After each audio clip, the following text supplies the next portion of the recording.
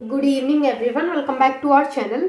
जैसे कि last video में मैंने आपके साथ डिस्कस किया था केमिकल टॉक्सिकोलॉजी का इंट्रोडक्शन।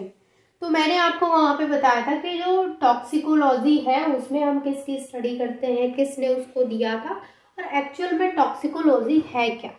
ये सारी बेसिक चीज़ें मैंने आपके साथ लास्ट वीडियो में डिस्कस की थी, क्योंकि हमारा जो चैप्टर चल रहा है वो है केमिकल टॉक्सिकोलॉजी।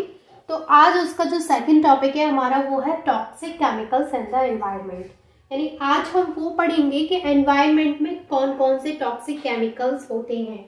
तो आज मैं आपको उन सभी के नेम बताऊंगी कि कौन कौन से एलिमेंट्स हैं जो एनवायरनमेंट को टॉक्सिक बना रहे हैं, और कल से हम स्टार्ट करेंगे हर एक एलिमेंट को डिटेल में पढ़ना। यानी कि जैसे जो भी टॉक्सिक केमिकल्स मैं आपको यहाँ पे बताऊंगी, जो भी टॉक्सिक एलिमेंट्स के मैं नाम आपको बताऊंगी, फॉर एग्जाम्पल कैडमियम है, मरकरी है, आर्सेनिक है, तो इन सभी को हर एक वीडियो में एक टॉपिक लेकर के मैं आपको डिटेल में बताऊंगी कि जैसे कैडमियम है वो किस तरीके से एनवायरनमेंट के लिए हार्मफुल इफेक्ट डाल रहा है, एनवायरनमेंट पे किस तरीके से वो हार्मफुल है, या फिर उसका अकरेंस, उसके सोर्स, उसके बायोकेमिकल इफेक्ट, वो सारी चीज़ें मैं कवर करूंगी।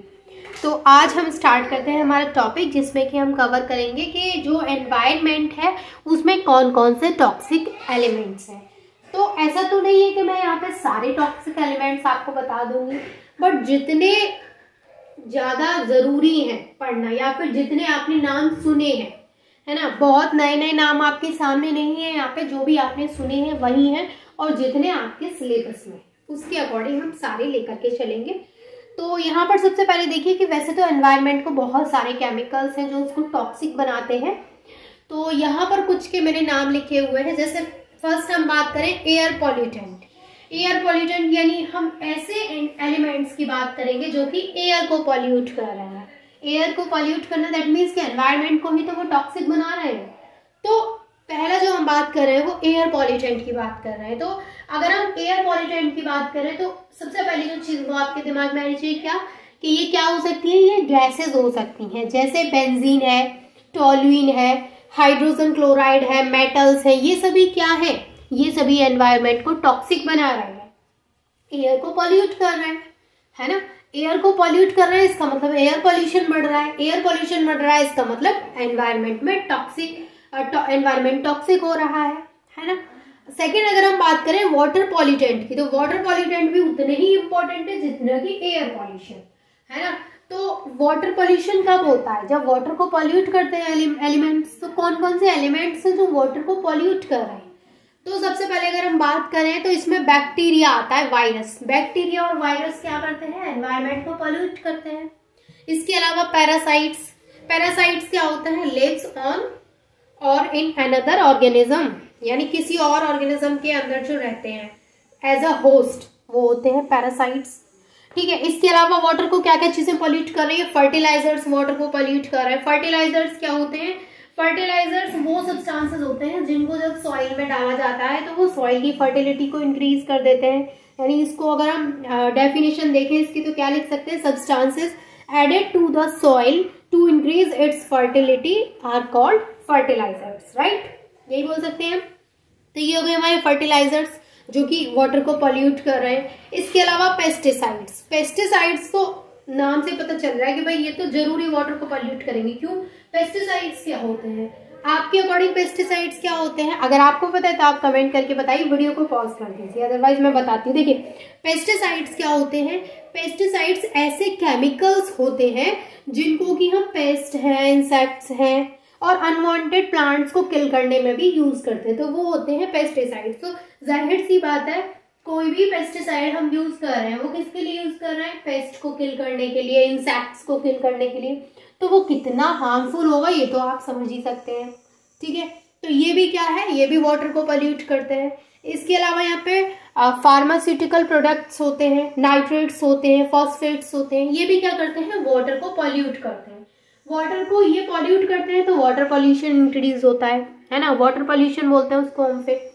तो वाटर पॉल्यूशन हो रहा है इसका मतलब एनवायरनमेंट में टॉक्सिसिटी हो रही है।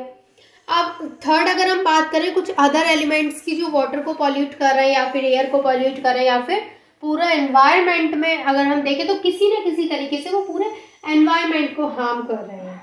यानी ऐसा नहीं है कि मतलब ऐसे नहीं है कि हम सिर्फ चीजों को ऐसे पढ़ेंगे ये एयर को पॉल्यूट कर रहा है या फिर ये वाटर को पॉल्यूट कर रहा है। हमारा जो पढ़ने का पूरा मोटिव है वो ये है कि हमें वो पढ़ना है जो एनवायरनमेंट को पॉल्यूट कर रहा है, जो एनवायरनमेंट के लिए टॉक्सिक है। अब वो चाहे एयर को पॉल्यूशन कर रहा है, एयर को पॉल्यूट कर रहा है या फिर वाटर को पॉल्यूट कर रहा है या फिर किसी और चीज को, लेकिन वो कुल मिला के किसको, जो पॉल्यूशन ज्यादा हो रहा है वो किसमें, एनवायरनमेंट में हो रहा है पूरे में।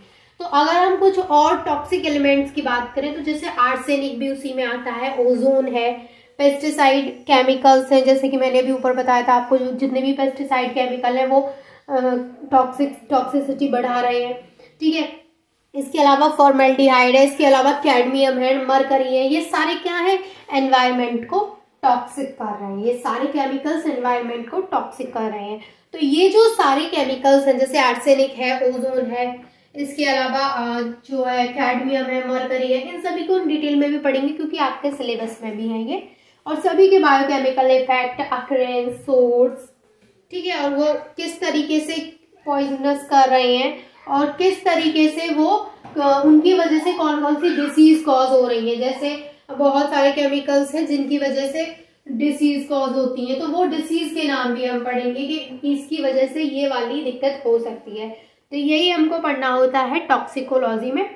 तो टॉक्सिकोलॉजी बहुत इंटरेस्टिंग सा टॉपिक है, जैसे कि मैंने आपको पहले भी बताया था। तो ये अगर आप अपने एग्जाम के पॉइंट ऑफ व्यू से भी नहीं पढ़ेंगे तभी आपके लिए इम्पोर्टेंट है, बेसिक नॉलेज के लिए बहुत इंपॉर्टेंट है। हमें पता होना चाहिए कि कोई भी केमिकल कितना हार्मफुल इफेक्ट डाल रहा है एनवायरनमेंट पर, ह्यूमन हेल्थ पर, है ना, वो सारी चीज़ें हमको पता होनी चाहिए। तो सबसे पहले जो आपका काम होना चाहिए जब आप टॉक्सिकोलॉजी पढ़ना स्टार्ट कर दें, तो आपका फर्स्ट काम क्या होना चाहिए, जो कि मैंने आपको लास्ट वीडियो में बताया था कि कोई भी चीज़ अगर आप यूज़ कर रहे हैं तो सबसे पहले आप उसके पीछे जो इंग्रेडिएंट्स लिखे रहते हैं उनको पढ़ने की आदत डालिए। फिर देखिए वो कितनी हार्मफुल हो सकती है। सिर्फ ऐसे ही कोई भी चीज़ किसी ने नाम बताया और उसको खरीद लिया और उसको हमने अपने ऊपर अप्लाई कर लिया, कोई भी हो सकती है वो, कोई फेस वॉश हो सकता है, कोई क्रीम हो सकती है, कोई हेयर सीरम हो सकता है। ये सिर्फ किसी के नाम बताने से उसको यूज करना ये नहीं होना चाहिए। मैं हमेशा ले लिया, ठीक है, कोई बात नहीं, उसको पहले देखो कि उसमें क्या क्या इंग्रेडिएंट्स हैं, क्या वो कहीं बहुत ज्यादा हार्मफुल तो नहीं है। हार्मफुल तो होते ही हैं, बट कुछ ऐसे होते हैं कि जिनका मतलब हार्मफुल इफेक्ट जो होता है वो बहुत ही कम होता है ना। तो वो आपको फिर, अब आप सोच रहे होंगे कि इतनी सारी चीजें हमें कैसे पता चलेंगी, उसमें नए नए नाम होंगे। तो आपके पास गूगल है, आप गूगल से चेक कर सकते हैं कि इसमें कौन कौन से इंग्रेडिएंट्स हैं और कितने हार्मफुल हैं। तो उसी के बेस पर आपको अपने फेस पर चीजें यूज करनी चाहिए। बोलते हैं ना लोग, रिएक्शन कर गई, कोई भी अगर चीज उन्होंने यूज की, कोई भी क्रीम लाइक कोई भी फेस वॉश, वो रिएक्ट करेगा। तो कैसे रिएक्ट करेगा, आपने उसके इंग्रेडिएंट्स नहीं पढ़े, उसमें कुछ ना कुछ ऐसा हार्मफुल होगा जो आपको आपकी स्किन पे रिएक्ट कर गया। तो ये सारी चीज़ें आपको आदत डाल लेनी चाहिए कि उनको पढ़ना चाहिए एंड देन यूज़ करना चाहिए। तो आई होप कि आपको जो टॉक्सिक केमिकल्स एनवायरनमेंट्स में उनको लेकर के थोड़ा आइडिया लग गया होगा और किस तरीके से चीज़ें यूज़ करनी है ये भी पता चल गया होगा। थोड़ा सा चीज़ों को पढ़ने के बाद यूज़ करना है, क्योंकि अगर आप पढ़े हुए हैं तो इसका सबसे पहला फ़ायदा यही होना चाहिए कि आप चीज़ों को ऐसे यूज़ नहीं करें। जो इंसान पढ़ा हुआ नहीं है वो तो डायरेक्ट लेके यूज़ करेगा, उसके कोई दिक्कत नहीं है, ठीक है। लेकिन आप पढ़े होने के बावजूद भी अगर वैसे ही यूज़ करेंगे तो फिर आप दोनों में कोई फ़र्क नहीं है। तो आपको क्या करना है कि पहले चीज़ें लेनी है, देन उनकी इंग्रेडिएंट्स चेक करने हैं, देन गूगल पे चेक करने हैं वो कितने हार्मफुल है और किस किस तरीके से वो हार्मफुल इफेक्ट डाल रहे हैं हमारी बॉडी के ऊपर, हमारे स्किन के ऊपर, हमारे हेयर्स के ऊपर। तो वो सारी चीज़ें आपको पढ़नी है। तो आई होप कि आज की इस वीडियो से आपको थोड़ी बहुत नॉलेज ज़रूर मिली होगी and thank you so much for watching this video.